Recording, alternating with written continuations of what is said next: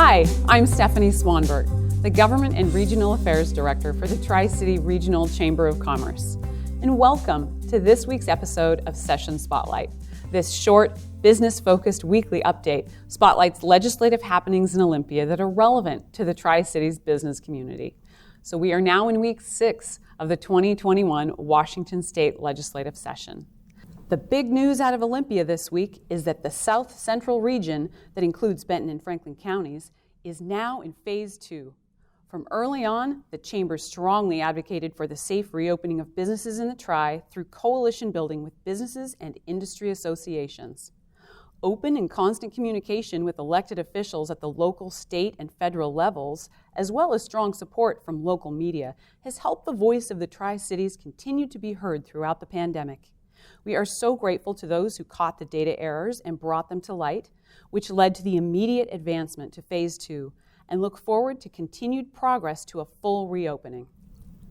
It was perfect timing for a hearing in the House regarding some COVID relief for the hospitality and retail industry in the form of a B&O tax reduction.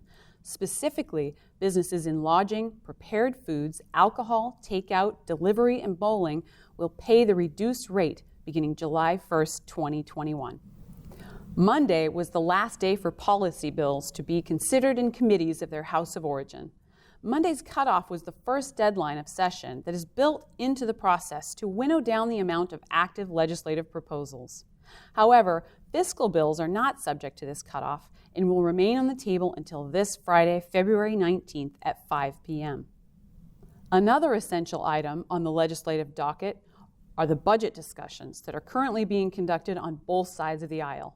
Revenue collections continue to outpace projections, and the next forecast that is expected on March 17th will show if state leaders are on the right track. The Republicans introduced a proposed budget last week. The plan includes utilization of $55 billion in federal COVID relief funds and adds 17% to the base budget without raising taxes. Senator Brown worked tirelessly on this budget that primarily focuses on economic recovery and jobs. The only bill so far to be signed by the governor this session is 5061, the unemployment insurance bill, which increases weekly benefits, expands eligibility, and provides relief to employers who otherwise would have faced massive UI premiums in April. Emergency COVID relief bills have also passed in the House and Senate. House Bill 1368 will provide $2.2 billion in COVID relief. $240 million of that has been allocated to small business relief grants that will be administered through the Department of Commerce. The relief bill is now waiting for the governor's signature.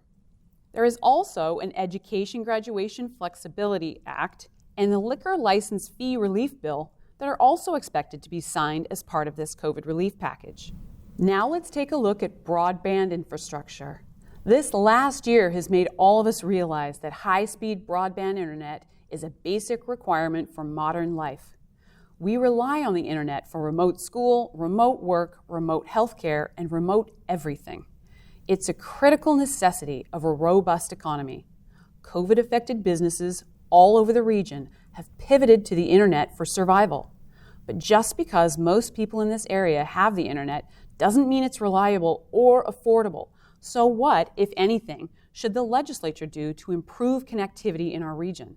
I had the opportunity to meet with Representative Mary Dye from the 9th Legislative District to get her take on the many broadband bills floating around, including House Bill 1336, creating unrestricted authority for PUDs to provide internet service.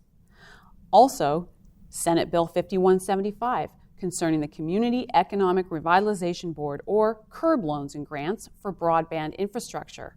The Chamber has actually testified at the hearing in support of this bill, as well as 5357, that will establish and make appropriations for the Capital Broadband Investment Acceleration Program.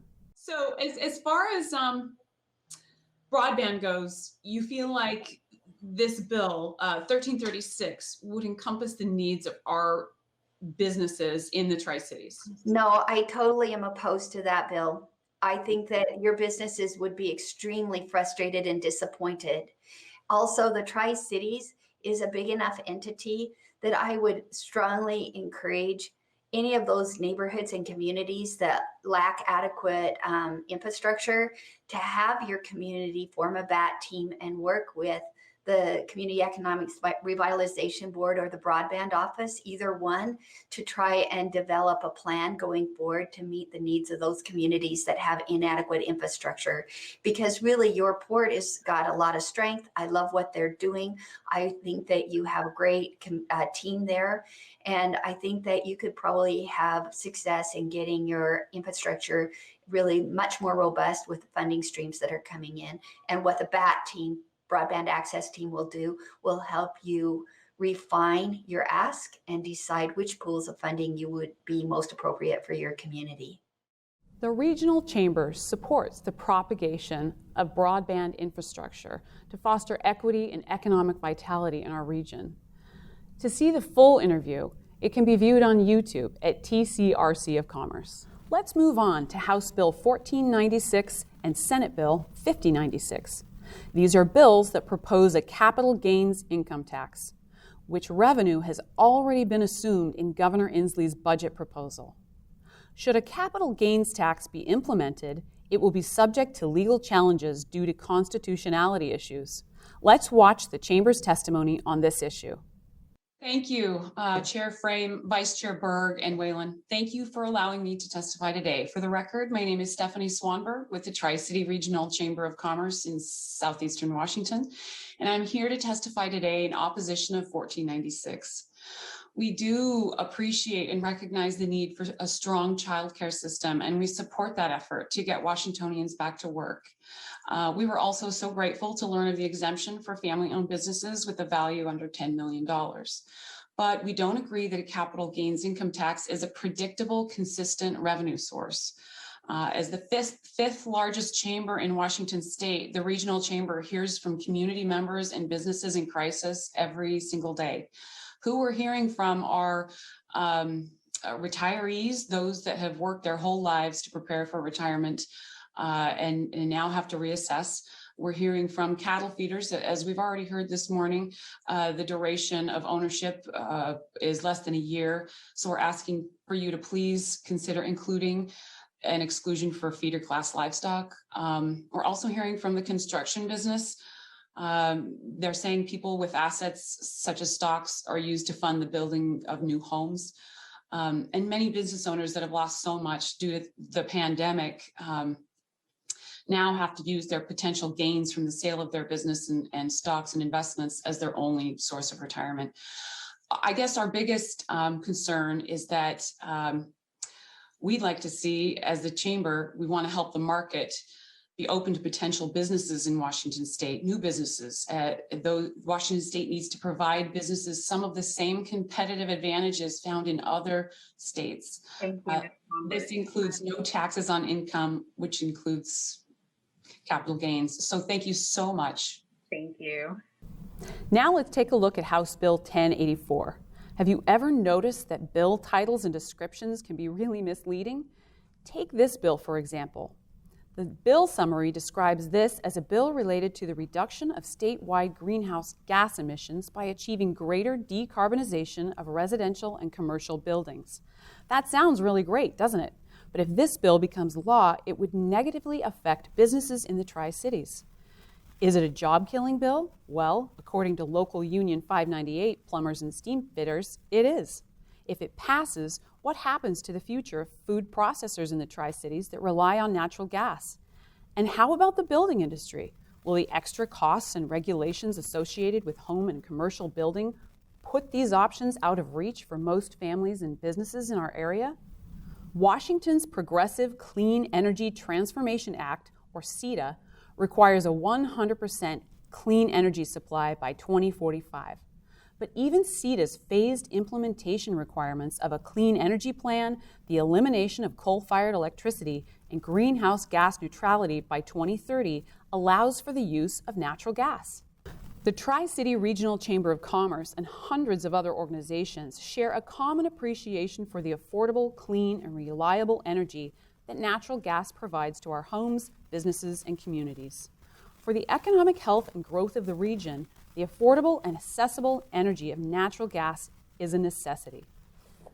If you support the use of natural gas, you are invited to sign the Chamber's coalition letter, Natural Gas, Natural Advantage, on the Chamber website. The deadline to sign on is Friday, February 19th at 2:30 p.m. Representative Binke's Best Manufacturing Bill has now advanced to the House Appropriations Committee, where the Chamber testified in support again yesterday. Manufacturing has slipped in our state, and coming out of COVID, it is more critical than ever to get people back to work. This bill will bring advanced manufacturing business and jobs to the state as well as the Tri-Cities. Okay, thank you, Chair Ormsby and Vice Chair and the committee, and especially Matt Binke, the prime sponsor. We're so grateful here in the Tri-Cities, and I'm going to speak specifically to our region, if you don't mind, just for a minute.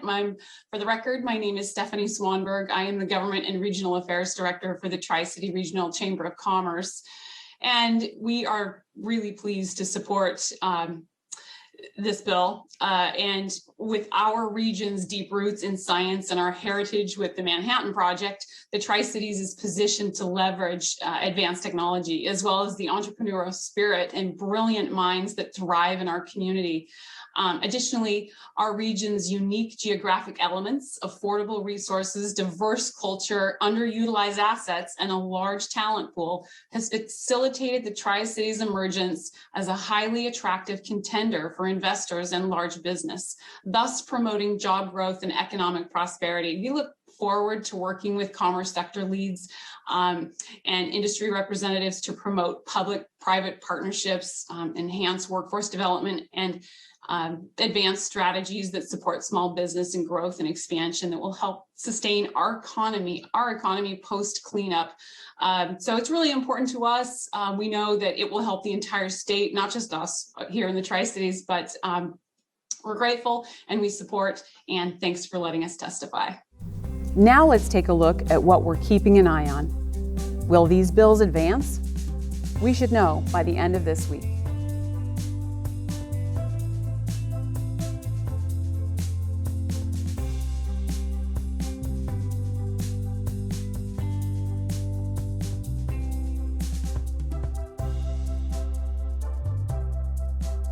Also, let's take a look at opportunities for advocacy via remote testimony.